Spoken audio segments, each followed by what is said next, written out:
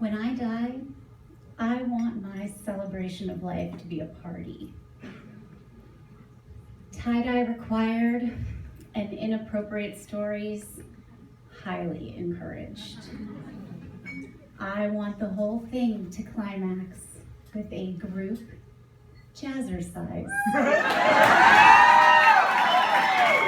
Flash mob. Friends will sashay to Beyonce and grapevine to Bieber. Because that is how I want to be remembered.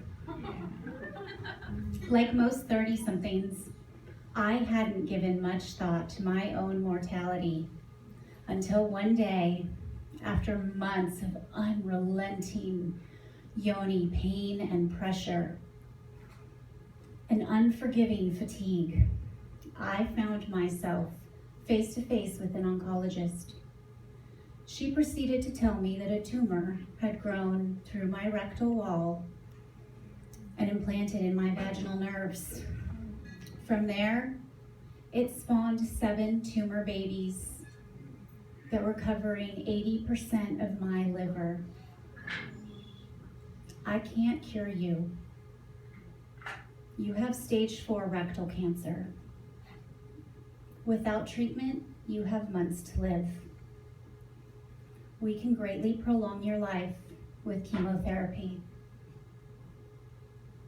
The doctor goes on talking about my prognosis, discussing statistics and options for treatment, and discussing my life.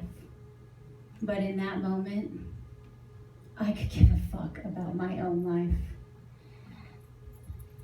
My one thought was on the cherub-faced, hazel-eyed, curly-haired, 3-year-old daughter who I had waiting at home for me to tuck her into bed. I can't die, I thought. Moms of little kids can't die. I decided to move forward with chemotherapy, and I will never forget my first treatment. After 7 hours of poison being pumped into my body, I'm at home laying in bed in the fetal position, protecting my stomach, trying not to vomit. My daughter comes in to throw me a dance party. She is jumping and spinning and showing me her latest moves. And I am doing everything in my power to hold back the tears and to appear normal for her. It's one of many times that I try to appear normal for my daughter. One time, just shy of her 4th birthday, she visits me in the hospital. She catches a glimpse of the 30 or so staples that are holding my stomach together and casually asks, "Mommy, are you gonna die?" The question shatters my heart.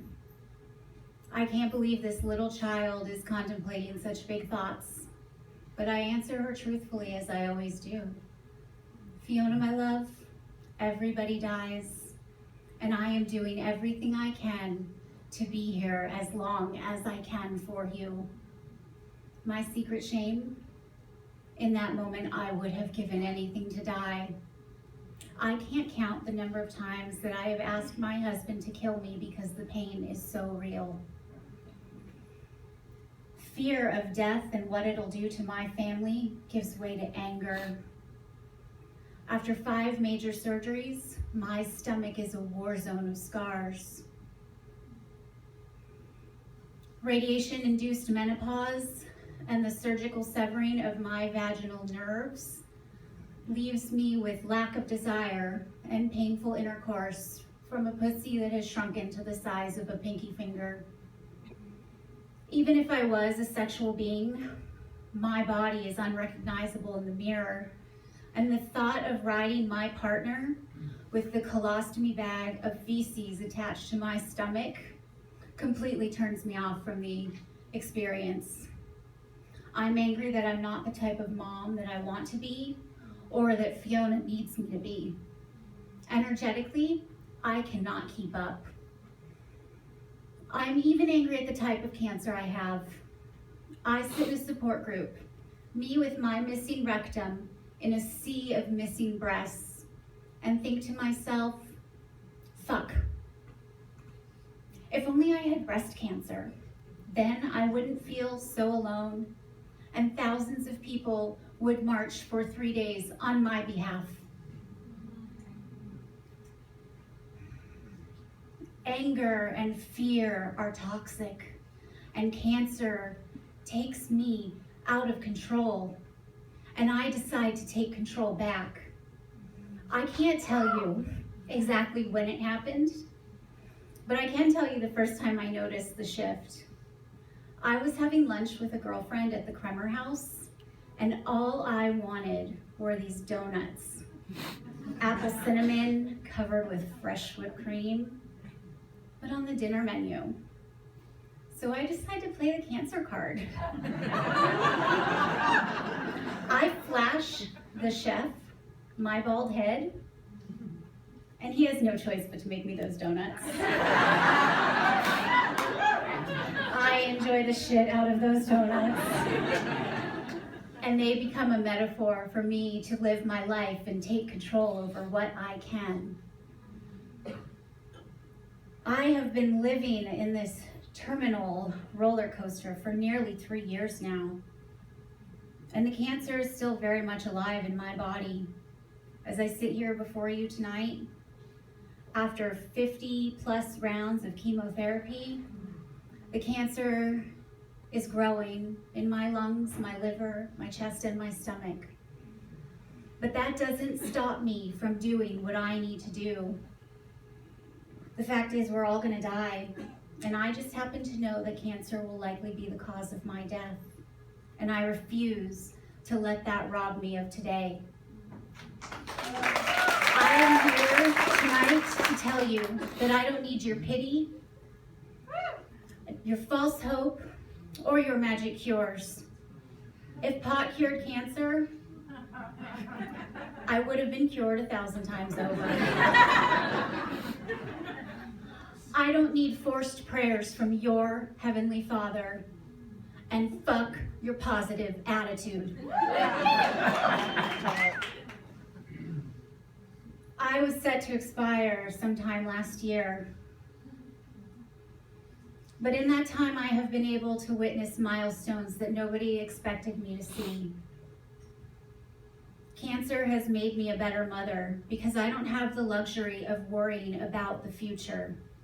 I live in the here and the now, and I cherish every moment that I have on this earth with my beautiful family. I savor the here and now because that is all I can do. Most of the time, I am really happy that my husband didn't kill me all those times I asked him to. Because if he had, it would have robbed me of so many experiences.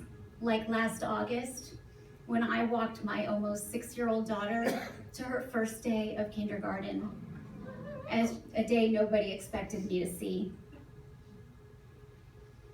And that is why, on any given day, you'll find me singing with my daughter, playing games with my beautiful family, dancing at jazzercise, and eating delicious donuts. Because that is how I choose to savor the life that I have now.